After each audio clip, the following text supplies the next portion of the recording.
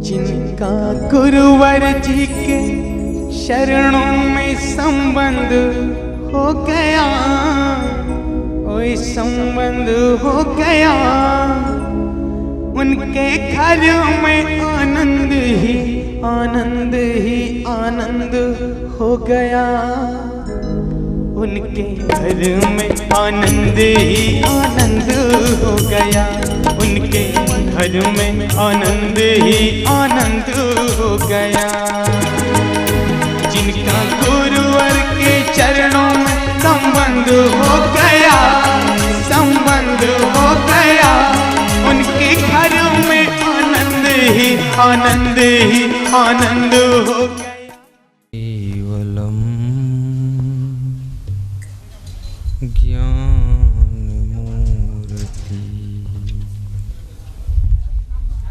ब्रह्मानंदं परम सुखदं केवलं ज्ञानमूर्ति द्वन्द्वातीतं गगन सदृशं तत्त्वमस्यादिलक्ष्यं द्वन्द्वातीतं गगन सदृशं तत्त्वमस्यादिलक्ष्यम् एकं नित्यं विमलमचलं सर्वधी साक्षीभूतं भावातीतं त्रिगुणरहितं सद्गुरु तम नमामि। प्रातःस्मरणीय परम वंदनीय पूज्यपाद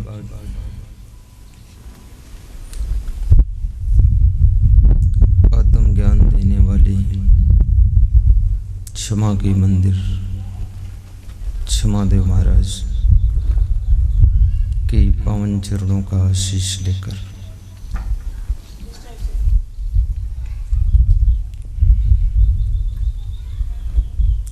राधा कृष्ण आश्रम के प्रांगण में आयोजक जजमान श्री सीताराम गोयल के परिवार की ओर से संपन्न हो रहे सुखद प्रवचन ज्ञान यज्ञ में हम और आप निमज्जन करेंगे। संसार को मंगल में बनाने वाले संत महात्मा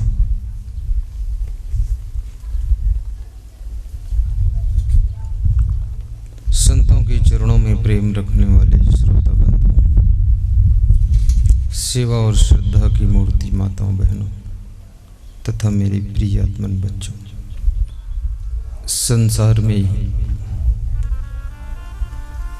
प्रत्येक जीव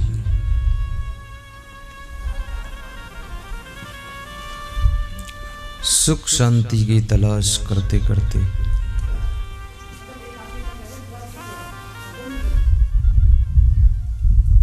जीवन के अंतिम छोर तक पहुंच जाता है।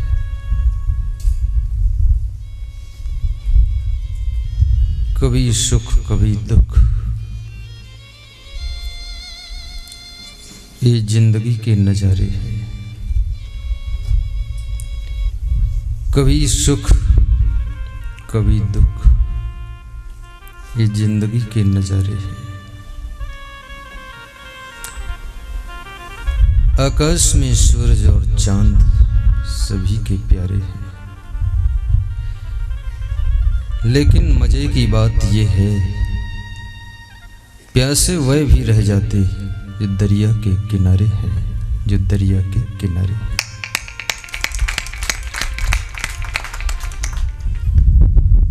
संताप करने से, टेंशन में रहने से मनुष्य की 4 चीजों का नुकसान हो जाता है। सुंदर रूप नष्ट हो जाता है, संतापाद भ्रश्यते रूप। जितनी ज्यादा तुम टेंशन करोगे, तुम्हारी शरीर की सुंदरता, स्वभाव की सुंदरता, वाणी की मधुरता नष्ट हो जाएगी। मनुष्य की इच्छा रहती है जब तक जिंदगी रहे शरीर भी मेरा सुंदर रहे, लेकिन ये तनाव, ये टेंशन, ये चिंता की आग तुम्हारे सौंदर्य को भस्म करती है। संतापाद भ्रश्यते रूपम। संताप अपने आप में एक बहुत बड़ी बीमारी है। जिनके एक भी पुत्र नहीं है वो इसलिए दुखी हैं, टेंशन में हैं कि वंश कैसे चलेगा। महाराजा धृतराष्ट्र के 100 पुत्र हैं, वे भी दुखी हैं कि 100 पुत्र होने के बाद भी वंश नाश होने वाला है। सुख कहाँ है?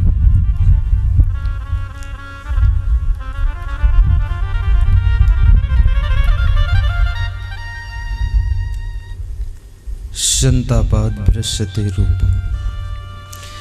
राजा सगर के 60,000 पुत्र खेलते खेलते कपिल मुनि के गले में मरा हुआ सांप पहना देते। संत के गले में फूलों की माला पहनाना चाहिए, वो सांपों की माला पहना जाए। और मरा हुआ सांप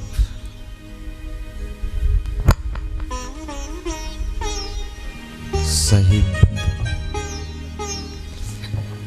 कपिल मुनि के गले में ठंडा ठंडा सांप स्पर्श करता है, उनका ध्यान टूट जाता है। अब हमारे पास में भी भीम की गदा आ गई।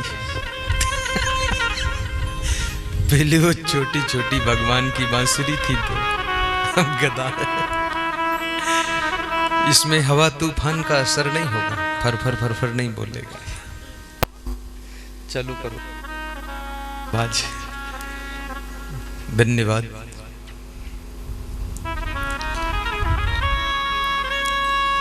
कपिल मुनि के श्राप से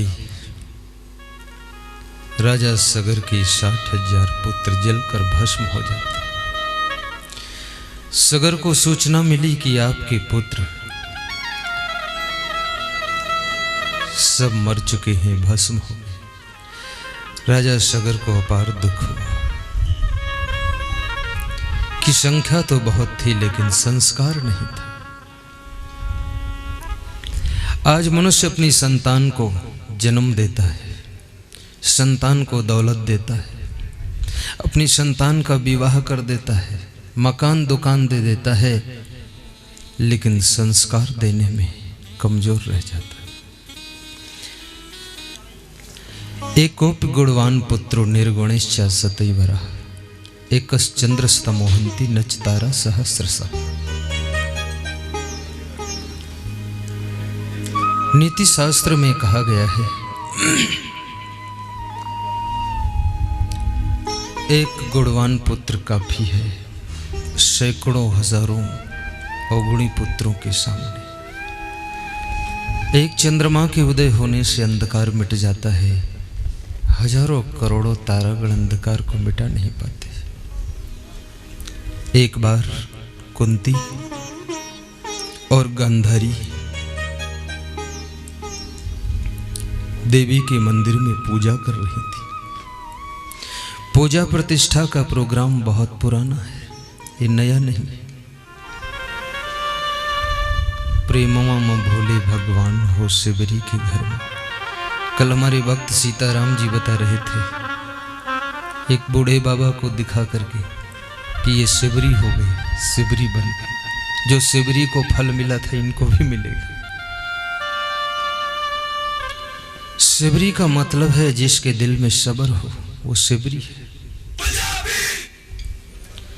और सब्र होना इस संसार में बहुत कठिन है। सब्र माने संतोष, और संतोष से बड़ा कोई सुख नहीं।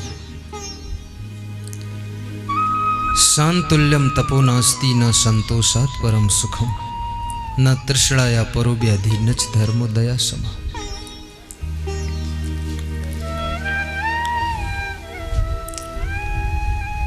एक सेठ अपने घर के सामने बैठा रो रहा था। उसी समय कोई महात्मा निकलते, रोते हुए देख करके महात्मा को दया आ गई। महात्मा ने बैठकर पूछा, क्यों रोते हो? और रोने वाले से अगर तुम पूछो क्यों रोते हो, तो रोने वाला थोड़ा ज्यादा रोने लग जाता है। एक आदमी कह रहा था, जिस दिन मेरी पत्नी रोती है तो मैं चुपचाप दिन भर के लिए बाहर चला जाता हूँ, शाम को आता हूँ, सब ठीक हो जाता तब। तुमने कहा रोती है तो उसको समझाते क्यों नहीं? बोले एक बार समझाया था तो 3 दिन तक रोई थी, तो समझाता नहीं। समझाने से उलझ जाता है।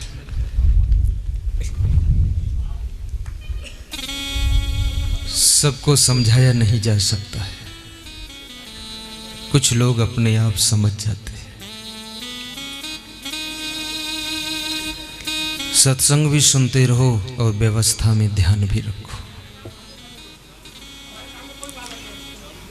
बाधाएं कब रोक सकी हैं आगे बढ़ने वालों को, और विपदाएं कब मार सकी है मर कर जीने वालों को।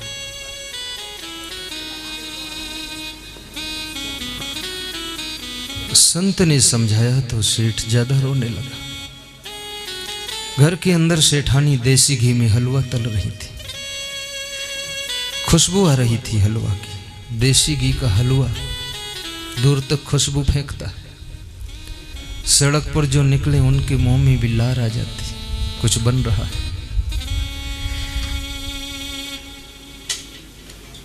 संत की नजर सेठ के ऊपर है, लेकिन सेठानी की दृष्टि संत के ऊपर पड़ जाती है। तो सेठानी सोचती, अहो भाग्य है हमारा, आज हमारे द्वार पर संत आ गए। एक कटोरी में हलवा लेकर संत को दिया कि महाराज प्रथम भोग आप लगाओ। संत सोच में पड़ गए, बोले सेठ जी को भी तो दे दो। ये कौन है आपके? बोले ये हमारे धर्मपति। बोले तुम कहा? हम धर्मपत्नी ही इनकी। बोले तुम खुश हो, ये रो रहे, बात क्या है? बोले बात एक है, समझ अलग है। व्यापार चल रहा था स्वामी जी। हमारे पति जी का अनुमान था कि 10 लाख का प्रॉफिट होगा, लेकिन 5 लाख का प्रॉफिट हुआ।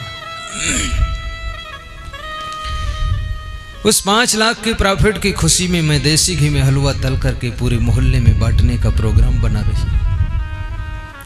हमारे सेठ जी रो रहे हैं, ये कहते हैं 10 लाख का प्रॉफिट होने वाला था तो 5 लाख का ही प्रॉफिट हुआ है, इसका मतलब 5 लाख का घाटा हो गया है। ये 5 लाख का घाटा मान करके रो रहे हैं, और मैं 5 लाख का प्रॉफिट मान करके हलवा तल रही हूँ और सबको बांटूंगी। मेरे को खुशी है कि लाभ 5 लाख का हुआ, लेकिन हुआ तो इनको दुख है कि अनुमान में 5 लाख का कम प्रॉफिट हुआ, इसलिए रो रहे हैं। रोने वालों के लिए भी बहुत बड़ी व्यवस्था इस संसार में है, और हंसने वालों के लिए भी बहुत सी कलाएं संसार में है। भगवान श्री कृष्ण के जीवन में दुखों की लंबी कतार है। जिनका जन्म ही जेल में हुआ था, उनका नाम भगवान कृष्ण है। बचपन से जिनके मामा का विरोध, जरासंध का विरोध, शिशुपाल का विरोध, क्रमशः राक्षसों का आना, भगवान कृष्ण का संघर्ष करना, फिर भी उनके ओंठों पर बांसुरी है। कुछ हो न हो, बांसुरी बजती रहती है। कृष्ण का स्वभाव हंसमुख था, राम का स्वभाव मुस्कुराने का था। लेकिन आपका स्वभाव कैसा है? याद करो, टेंशन में रहने, छोटी सी बात हो गई बहुत तनाव है, सोचते सोचते रात नींद बिगड़ जाती।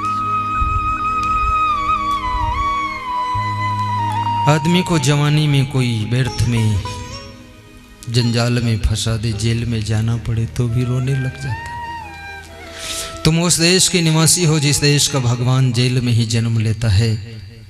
कभी कोई चक्कर में फंसा दे तो जेल जाने में डरना मत, ये सोचना भगवान की जन्मभूमि का दर्शन करने जा रहा, चले जा रहा। मैंने लगभग इंडिया में 30-35 जेलों में सत्संग किया, जेलों का वातावरण देखा। मेरा वहाँ सत्संग था तो विशेष सफाई वहाँ की गई थी, चूना डाला गया, गमले ठीक किए गए। मैंने जेल अधीक्षक से कोटा में पूछा, ये जो अपराधी हैं इनमें कुछ सुधर जाते हैं कि नहीं? बोले 10% सुधर जाते हैं। और ये दंड से नहीं सुधरते स्वामी जी, मैं आप जैसे संतों को बुलाकर प्रवचन करवाता हूँ, ये प्रवचन से सुधरते, दंड वंड से नहीं सुधरते। जितना इनको दंड देता हूँ उतना ही उदंड होते हैं। बहुत बदमाश हैं लोग, लेकिन सत्संग के शब्द इनके ऊपर प्रभाव डाल जाते हैं। सत्संग के 2 शब्द सप्तऋषियों के मुख से निकले हुए रत्नाकर डाकू को वाल्मीकि जैसा साधु बनाकर खड़ा कर देते हैं और राम जिनके चरणों में दंडवत प्रणाम कर लेते हैं। याद रखना सत्संग की महिमा कितनी बड़ी है। डाकू को भी साधु बनाने वाला अगर कोई है तो वह सत्संग है, और सत्संग के शब्द कोई भी बोल सकता है, जिसके मुख से मिल जाए उसको धन्यवाद देना चाहिए। तुलसीदास की पत्नी रत्नावली सत्संग के शब्द बोल देती है, तुलसीदास को ज्ञान हो जाता है। चिंतामणि नाम की वेश्या सूरदास को सत्संग के शब्द बोल देती है। जिस समय सूरदास का नाम बिल्वमंगल था, सूरदास बिल्वमंगल के नाम से जाने जाते थे। चिंतामणि नाम की वेश्या में आकर्षित थे। उस वेश्या ने कुछ सत्संग के शब्द कह दिए, किसान चाम के पुतले पर इतना आकर्षित हो, अपने पिता की लाश को दफनाए बिना मेरे पास आए हो। एक लाश तुम्हारे पिता की है, दूसरी लाश से मेरा शरीर भी है, इसमें इतना क्यों आकर्षित हो? ऐसी प्रीति अगर भक्ति में लग जाए तो ये बिल्वमंगल तुम्हारा बेड़ा पार हो जाएगा, जीवन मंगलमय हो जाएगा। ये शब्द सूरदास के ऊपर प्रभाव डाल देते हैं।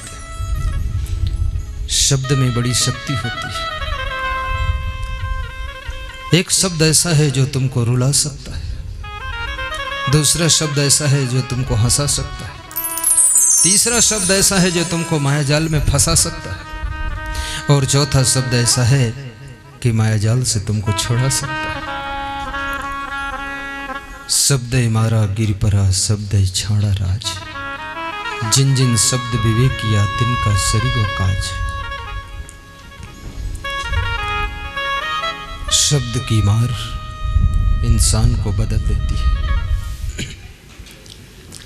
कुंती और गांधारी देवी के मंदिर में पूजा कर रही है। उसी समय आकाशवाणी होती है, कल प्रातः ब्रह्म मुहूर्त में दोनों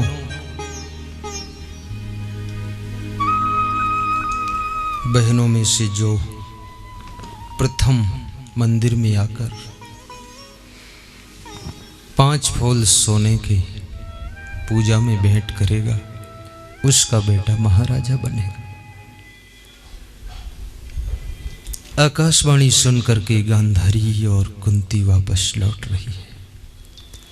कुंती के मन में दुख बढ़ रहा है कि 5 फूल सोने के इकट्ठा करना बहुत कठिन है मेरे लिए।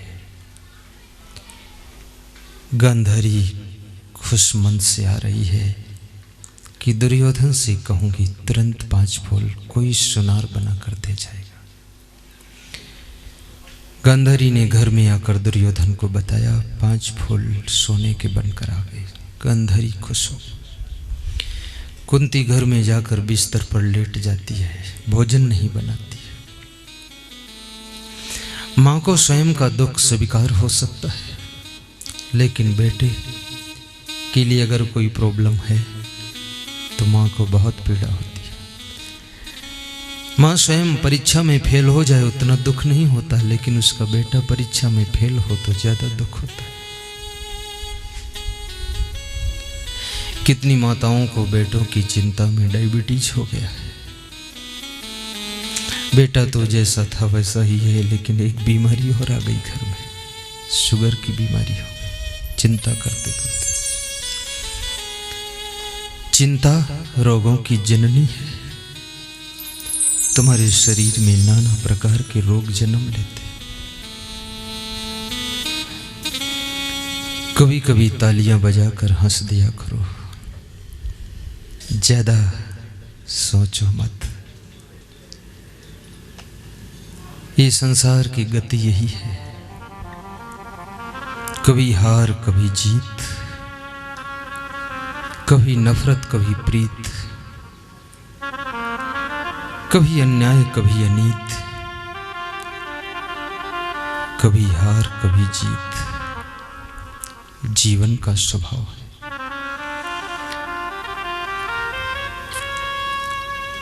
भीम को भूख लगी,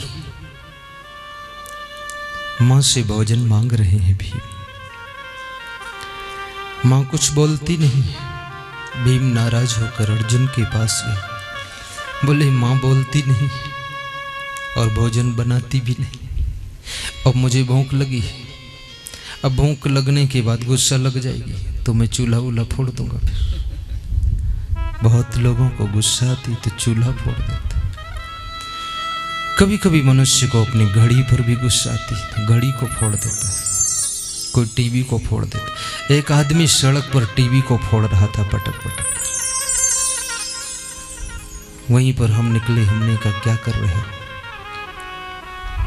बोले बहुत दिनों से टीवी डिस्टर्ब करता था, आज निपटा दिया इसको। तो हमने कहा नुकसान किसका है? बोले नुकसान मेरा है, लेकिन रोज रोज की टेंशन खत्म कर दी। रोज बिगड़ता, रोज बिगड़ता।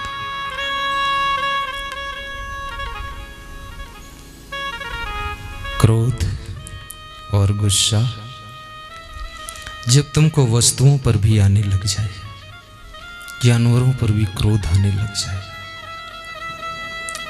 आपको अपनी गाड़ी पर भी गुस्सा आने लग जाए, तो समझ लेना माया से तुम बहुत प्रभावित हो चुके हो।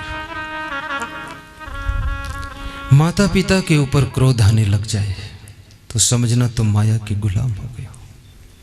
अपने से बड़ों को तुम्हारी जबान से गाली निकलने लग जाए तो समझ लेना घोर अज्ञानता की माया में तुम डूब गए हो। तुम्हें कितनी ही प्रतिकूलता पड़े, लेकिन जबान पर गालियां आ जाएं फिर भी बाहर न निकलने पाए तो समझ लेना तुमने माया के प्रभाव को जीत लिया है। माया जीत है।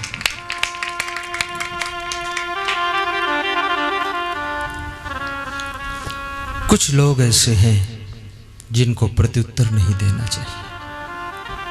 घर में शांति चाहते हो, वकालत मत करो, बात मत लड़ाओ, बात मत काटो। कितने लोगों का स्वभाव सरौता है, जैसे सरौता सुपारी काटता है ऐसे वे बात काटते हैं।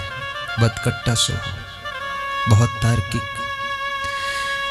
तुम कुछ बोलोगे उससे पहले काटने के लिए कैंची उनकी तैयार है। और याद रखना, जिसकी बात को तुम काट देते हो, बात भले कट गई लेकिन तुम्हारे प्रति उसका प्रेम भी कट जाता है। और जिसकी बात को तुम प्रेम से सुन लेते हो, भले ही तुमको बात करने का मौका मिले न मिले, लेकिन उसके दिल का प्रेम तुम्हारे लिए बहने लग जाता है। ध्यान से बात भी सुन।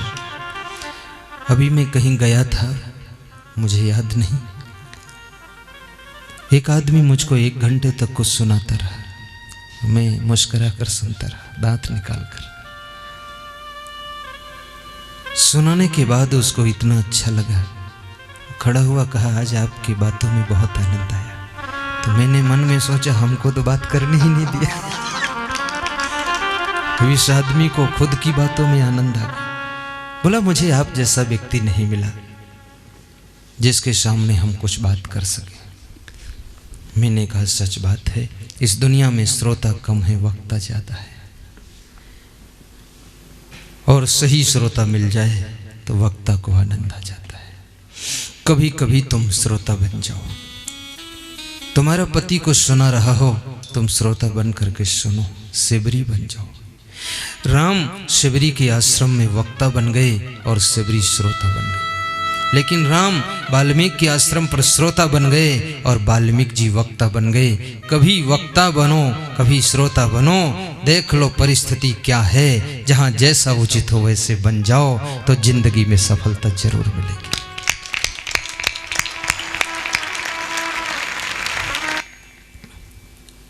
संतोषामृत तृप्ता नाम तत्सुखम शांत चेतसाम नच तद्धन लुब्धा नाम इतश्च एतश्च धावताम।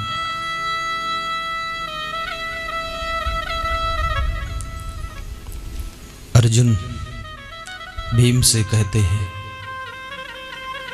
भीम धैर्य रखो, एक दिन भूखे रह लोगे तो क्या फर्क। भीम ने कहा एक दिन की तो बात दूर है, 1 घंटा मुश्किल। कितने लोगों को इतनी भूख लगती है, 1 घंटा भी कठिन है निकालना। सबकी भूख भी बिलग बिलग है, सब भूख को नहीं रोक सकते। लेकिन मैं कहूंगा पूरा व्रत रहो न रहो, लेकिन बुराइयों का व्रत रह लो। 1 रोटी कम खाने का व्रत ले लो, 20 ग्राम चावल कम खाने का व्रत, 1 चम्मच दाल कम खाने का व्रत ले लो। गाली नहीं बकूंगा ऐसा व्रत ले लो आजीवन। संतोष का व्रत ले लो, मांस मछली अंडा नशा शराब का व्रत ले लो, ये चीजें कभी नहीं खाऊंगा। मंगल व्रत रहो न रहो, कभी कभी ब्रह्मचर्य व्रत का पालन करो तो हनुमान जी ज्यादा खुश होंगे।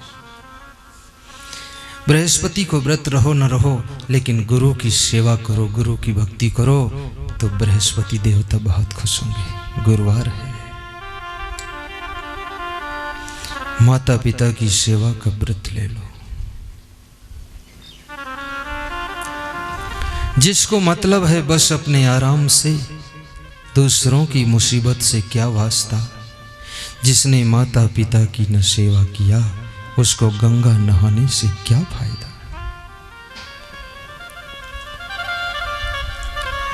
गणेश जी की प्रथम पूजा क्यों होती है? क्योंकि उन्होंने माता पिता का आदर किया था। अर्जुन अपनी माँ के पास में आते हैं और पूछते हैं, माँ क्या बीमार हो? क्यों बिस्तर पर लेटी हो दिन में? आज भोजन नहीं बना, क्या बात? माँ ने कहा, बेटा तेरी बात ही बात है और कौन बात है। देवी मंदिर में आकाशवाणी हुई, जो 5 फूल सोने के कल ब्रह्म मुहूर्त में चढ़ाएगा उसका बेटा महाराजा बनेगा। मेरे पास कोई इंतजाम नहीं, इसलिए मैं दुख में डूब गई। अर्जुन ने कहा, माँ तुम उठो, आज खीर पूड़ी हलवा बनाओ। 5 फूल की बात है ना, 5000 फूल मिल जाए तो क्या फर्क है। उठो आप, चिंता छोड़ो। कुंती अपने बेटे के शब्दों पर विश्वास करके उठ जाती है, जाकर भोजन बनाती है, सबको खिलाती है खीर पूड़ी हलवा, लेकिन स्वयं व्रत रहती है, नहीं खाती। उसके मन में संदेह भी है कि अर्जुन कह तो रहा है, लेकिन कहाँ से इंतजाम होगा 5 सोने के फूल। अर्जुन ने अपनी माँ से कहा, 4 बजे तुम देवी के मंदिर में पहुंच जाना, वहीं फूल मिलेंगे। प्रातः 4 बजे अर्जुन ने उठ करके धनुष पर बाण चढ़ाया, टंकार लिया, कुबेर के बगीचे में बाण छोड़ दिया। लाखों फूल सोने के कट करके देवी के मंदिर पर बरस गए। कुंती जब पहुंचती है, देखी फूलों से ढका हुआ देवी का मंदिर। पीछे पीछे अर्जुन जाते, कहते, माँ सोचो मत, बस जो मंत्र बोलती हो बोल दो। सभी फूल देवी के 5 क्या है, अगणित संख्या। प्रणाम करो, चलो। खुश होकर के कुंती वापस लौट रही है। रास्ते में आती हुई गांधारी मिलती है, 5 फूल उसके पास हैं डोलची में। सहेलियों के साथ में आ रही है। पूछा, बहन क्या तुमने पूजा कर दिया? बोले हाँ। कहा मेरे से पहले कैसे कर दिया? बोले फूल का इंतजाम हुआ? बोले हो गया। कैसे हुआ? अर्जुन ने एक बाण कुबेर के बगीचे में छोड़ दिया, लाखों फूल सोने के आ गए। गांधारी ने देखा जाकर के जब देवी का मंदिर सोने के फूलों से ढक चुका है, गांधारी को बहुत अफसोस हुआ। तो गांधारी के मुख से एक बात निकली, काह भये 100 और 50, अकेले अर्जुन पुरैन आशा। मेरे 100 पुत्र होने से क्या हुआ, अकेले अर्जुन ने अपनी माँ की आशा को पूरा कर दिया। इसलिए याद रखना, 2 पुत्र हों 4 पुत्र हों, लेकिन जितने हों संस्कारी पुत्र हों तो अपने माँ बाप की आशा को पूरा कर दो।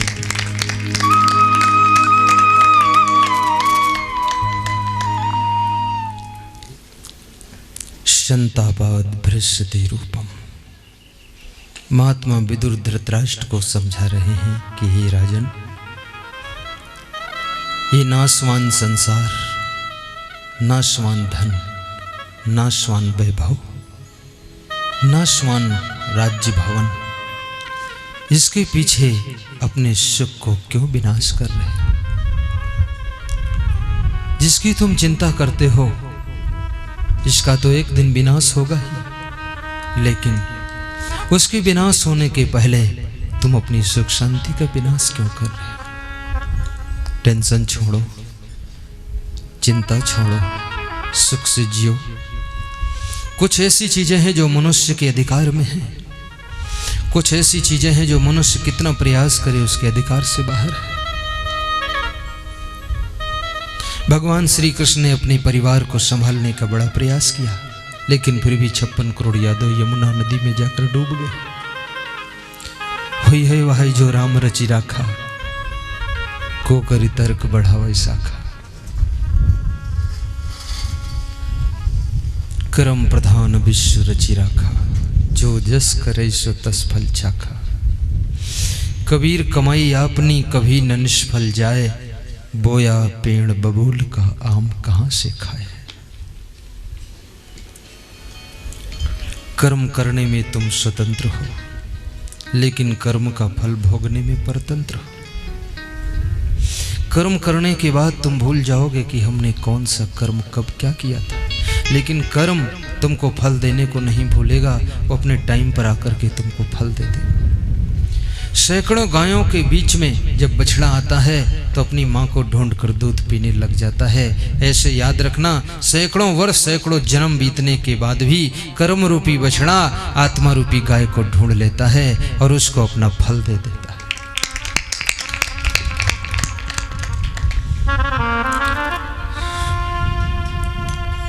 यहाँ नेकी बदी 2 रास्ते हैं, जरा गौर से सुन लो।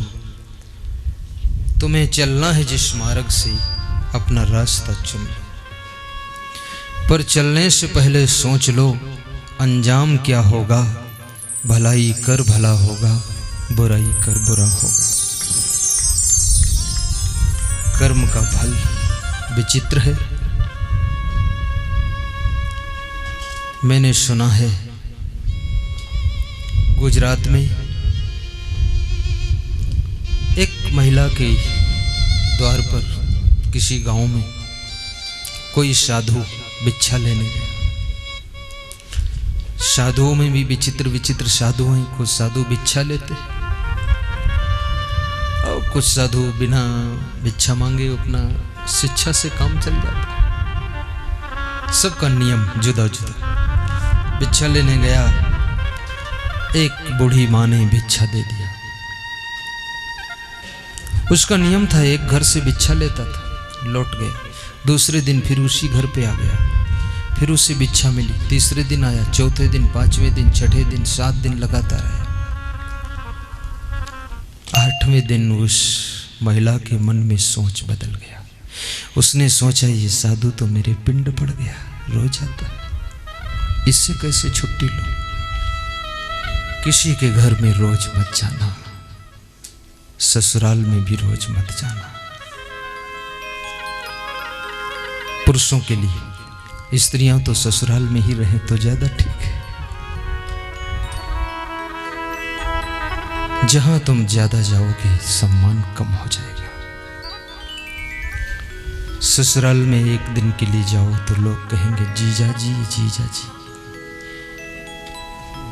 2-3 दिन रहोगे तो लोग मन मन में कहेंगे जीजा जी घर जा जी घर जा जी। सप्ताह भर जब रहोगे तो सब मन में कहेंगे क्या जीजा जी घर जा जी, कहीं जा जी, मर जा जी, लेकिन यहां से जा जी। इसलिए ज्यादा कहीं डेरा मत डालना, थोड़ा रुको आगे बढ़ो। लेकिन अगर तुम्हारी ससुराल में कोई नहीं है, केवल सास ससुर है, तो अपने को उनका बेटा मानकर फिर उनकी सेवा करने के लिए रुक जाना, सेवा कर देना।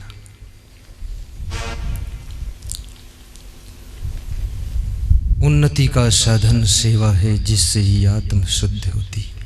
पर लोभी मोही अभिमानी सेवक पद पाना क्या जाने। 8वें दिन उस महिला ने 2 बड़े बड़े लड्डू बनाए, गुजराती लड्डू, और उनमें पॉइजन मिला दिया कि महात्मा जी आज खा ले, आज फाइनल हो जाए, कल भिक्षा लेने नहीं आएगा। महात्मा को लड्डू मिले तो महात्मा ने सोचा लगता है श्रद्धा ज्यादा बढ़ रही है। महात्मा ने उल्टा सोचा, लड्डू लेकर के आशीर्वाद देकर महात्मा चल दिया। जब महात्मा चला, पीछे से वो बूढ़ी महिला देखकर मुस्कुराती है कि आज पूरा हो जाएगा, जाओ। महात्मा गांव से बाहर निकलने लगा तो गांव के बाहर एक मकान था किसी और भक्त का। उसने कहा आओ आओ महाराज आओ, हमारे घर में आज अखंड रामायण का पाठ है, खीर पूड़ी बनी है, ले जाओ खा लेना। महात्मा ने कहा मैं तो एक घर में ही लेता हूँ, ले चुका, अब नहीं ले सकता। बोले आज ले लो महाराज, कल मत लेना, लेकिन आज आओ मेरे भंडारे का अन्न पवित्र करो। महात्मा सरल स्वभाव का था, जिद्दी नहीं था। जिद्दी होता तो नहीं लेता, फिर ले लिया उसने खीर पूड़ी कमंडल में। लेकर गया, गांव से बाहर एक पीपल का पेड़ है, चबूतरा बंधा हुआ है, उस पर बैठकर खाने के लिए सोचने लगा। मन में विचार आया खीर पूड़ी आज खा लूं, लड्डू कल खा लूंगा, लड्डू तो खराब होगा नहीं। खा करके हाथ मुंह धो करके बैठा।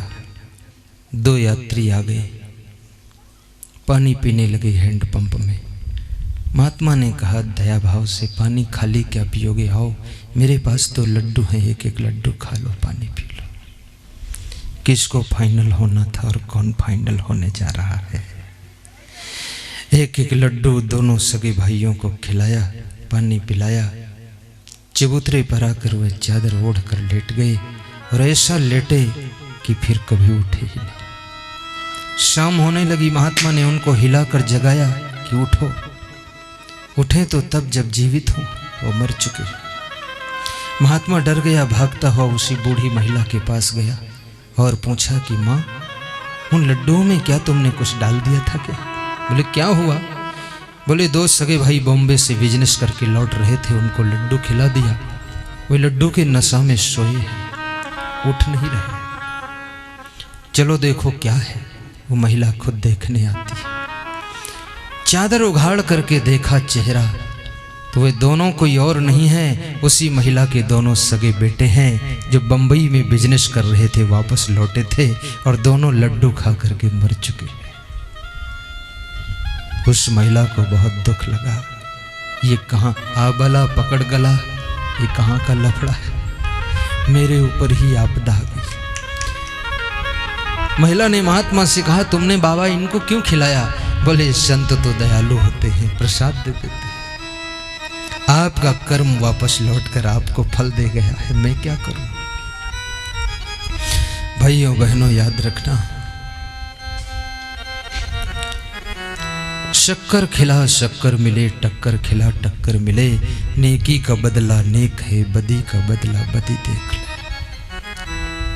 अच्छा अच्छे कर्म करो, आपका भाग्य अच्छा बनेगा, सुख पाओगे। संतापाद भ्रश्यते रूपम संतापाद भ्रश्यते बलम।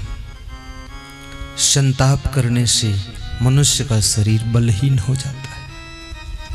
को बुलाओ। वीरेंद्र आ गया तो मस्तक ठोंकते कहते अरे उसका नाम याद नहीं आ रहा जिसको बुलाना।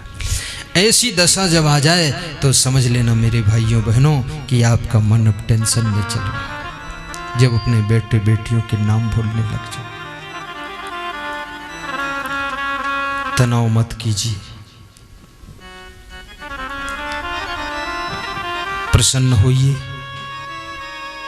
दर्पण देखिए और दर्पण में खड़े होकर मुस्कुराइए और थोड़ा हंसने की जिंदगी बनाइए।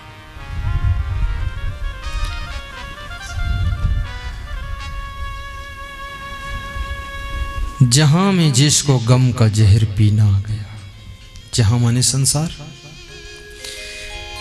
इस जहां में जिसको गम का जहर पीना आ गया, सच पूछो उसको जिंदगी में जीना आ गया, उसको जिंदगी में जीना आ गया।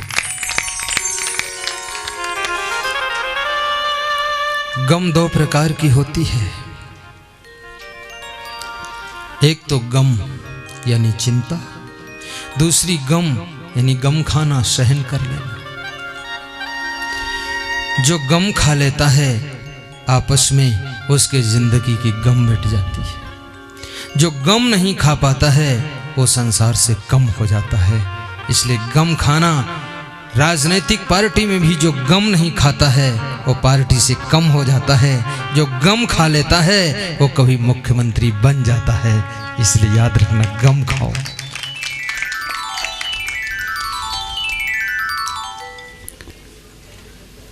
संतापाद भ्रश्यते बलम संतापाद भ्रश्यते ज्ञानम संतापाद व्याधिमिच्छति। संताप करने से, टेंशन करने से शरीर में नाना प्रकार की बीमारियां पैदा होती हैं। मैं आपसे प्रार्थना करूंगा आपका शरीर स्वस्थ हो, मन मस्त हो, हृदय में भक्ति हो, दिल में कोई दुख भी है, चेहरे पर मुस्कान हो, धीरे धीरे दिल का दुख भी कम हो जाएगा। संयम नियम की राह पर चलना, परस्पर में एक दूसरे की गम खा लेना, एक दूसरे को निभाने की कोशिश करना, प्रेम की गंगा बहाते चलना, मन में उदारता भी रखना।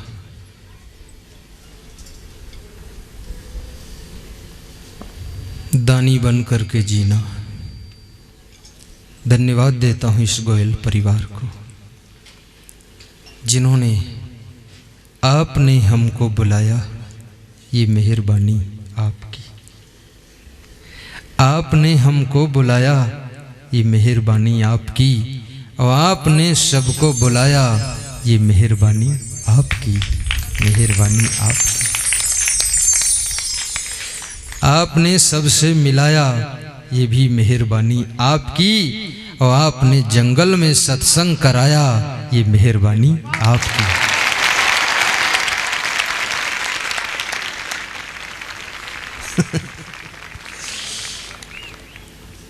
बड़ा सुंदर परिवार है श्री सीताराम गोयल। नाम भी बहुत सुंदर है। उनकी धर्म पत्नी श्रीमती पुष्पा देवी गोयल। हाथ जोड़ो, सब जान जाए वो माता जी प्रणाम कर रही। बहुत प्रेत चुड़ैल मरही मसान, नटबीर खवीस जिंद परिंदो झबेगा, नौत जंतर मंतर तंत्र टोना टंबर जादू, 7.5 शनिश्चर मंगल टेढ़ा सीधा, शकुन अपशकुन से जुड़ी हुई स्टोरी है। मनुष्य की जिंदगी में बहुत भ्रांतियां रहती है।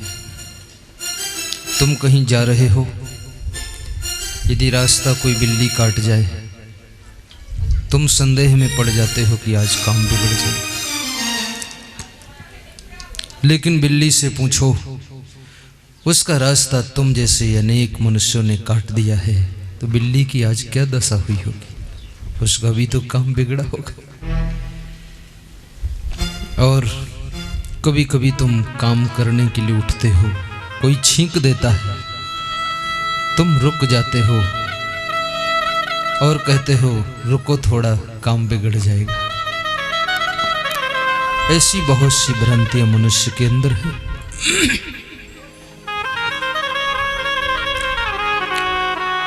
एक ज्योतिषी भ्रमण कर रहा है, किसी यादव के द्वार पर जाता है, अहीर के द्वार पर।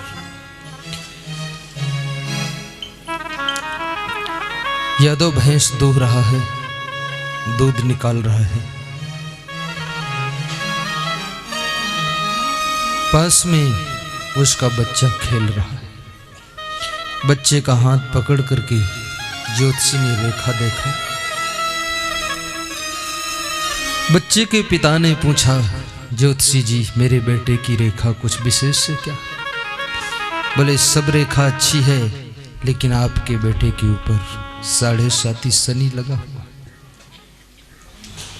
7 महीने में कुछ हो जाएगा इसको। बोले कोई उपाय है 7.5 शनि को शांत करने का? बोले बस एक उपाय है, काला धन दान करो, हो जाएगा।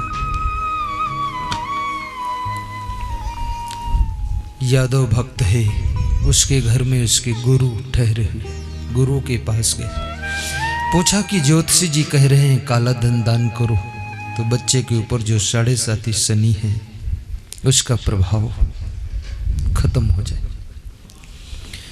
गुरु बुद्धिमान था, ज्ञानी था, उसने कहा ठीक है जाओ 1 मीटर काला कपड़ा लेकर दान कर दो। 1 मीटर काला कपड़ा ले जाकर दान कर दिया। ज्योतिषी जी ने काला कपड़ा देखा तो बहुत आश्चर्य में डूब गए। बोले ये दान नहीं चाहिए। बोले फिर क्या हो? बोले दान काला हो और साथ साथ जान वाला हो, उसमें जान होना चाहिए। तो भक्त फिर अपने गुरुदेव के पास आता है और कहता गुरुदेव दान काला हो और जान वाला हो। गुरुदेव ने कहा तुम्हारे गांव में कोई सपेरा नहीं रहता, सांप पकड़ने वाला? बोले रहता है। बोले उसके यहाँ से एक काला सांप पिटारा में ले आओ और उसे दान कर दो, काला भी जान वाला भी। पिटारा में सांप लाकर ज्योतिषी को दान दिया। ज्योतिषी ने डिब्बा खोला तो उसमें सांप फफकार कर दौड़ा, ज्योतिषी को पसीना निकल आया। बोले ये दान नहीं चाहिए, दान काला हो, जान वाला हो और साथ साथ 4 पैर वाला हो, 4 पैर होना चाहिए। भक्त फिर अपने गुरु के पास गया, बोला दान के लक्षण बदल गए गुरुदेव, दूसरा दान सोचिए, दान काला हो, जान वाला हो, साथ साथ 4 पैर वाला। तो गुरु ने कहा तुम्हारे घर में काली बिल्ली पली है, उसको ले जाकर दान कर दो, काली है, जान वाली है, 4 काली बिल्ली को ले जाकर के दान कर दिया। बिल्ली को देख करके ज्योतिषी बहुत दुखी हुआ। बोला तेरे घर में कौन बैठा है जो ऐसा ज्ञान देता है, बार बार मेरा निशाना फेल हो जाता है। बोले ये दान नहीं चाहिए, दान काला हो, जान वाला हो, 4 पैर वाला हो और साथ साथ दूध वाला हो। ज्योतिषी भक्त की भैंस को लेना चाहता है, लेकिन अंदर ज्ञानी गुरु बैठा है। भक्त अपने गुरु के पास गया और बोला गुरुदेव दान फिर बदल गया। गुरु ने कहा अच्छा दूध वाला हो, तुम्हारे घर में या गांव में कोई काली कुतिया नहीं ब्याई है? बोले है, पूरे मोहल्ले में प्रधान जी की कुतिया। बोले उसको पकड़ लाओ आप, ये कुतिया काली है, जान वाली है, 4 पैर वाली है, दूध वाली भी, दे दो। कुतिया को ला करके ज्योतिषी को भेंट कर दिया और कहा ये दान काला है, जान वाला है, 4 पैर वाला है, साथ साथ दूध वाला भी। ज्योतिषी बहुत असमंजस में पड़ गया। बोला ये तेरे को ज्ञान कौन देता है? तब उसने बताया मेरे को ज्ञान देने वाले मेरे गुरुदेव घर में बैठे हैं, तो ज्योतिषी ने कहा, जिसके घर में गुरुदेव बैठे होते हैं उसके घर में किसी भी मेंबर के ऊपर 7.5 बैठता ही नहीं है, इसलिए तू सुखी रह, मैं जा रहा हूं। गुरुर् ब्रह्मा गुरुर्विष्णु गुरुर्देव महेश्वरा, गुरुर् साक्षात परब्रह्म तस्मै श्री गुरुवे नमः। ध्यान मूलम गुरुर्मूर्ति, पूजा मूलम गुरु पदम, मंत्र मूलम गुरुर्वाक्यम, मोक्ष मूलम गुरु कृपा। गुरु मंत्र लेना जी, नामदान लेना, गुरु से अपना प्रेम जोड़ना, उनकी कृपा से तुम्हारा कल्याण होगा। सीधे बैठ जाओ, मैं एक मंत्र पढ़ता हूँ आपके लिए। घुटनों पर हाथ रख लो, पहली अंगुली अंगूठा जोड़ लो। सर्वे भवन्तु सुखिनः, सर्वे सन्तु निरामयाः, सर्वे भद्राणि पश्यन्तु मा कश्चित् दुःख भाग् भवेत्। सुखी बसे संसार, सब दुखिया रहे न कोई, ऐसी मेरी भावना पूर्ण करो प्रभु। शांति शांति शांति। 1 मिनट ध्यान करो इष्ट देव का। आंखें बंद करके ध्यान में डूब जाओ।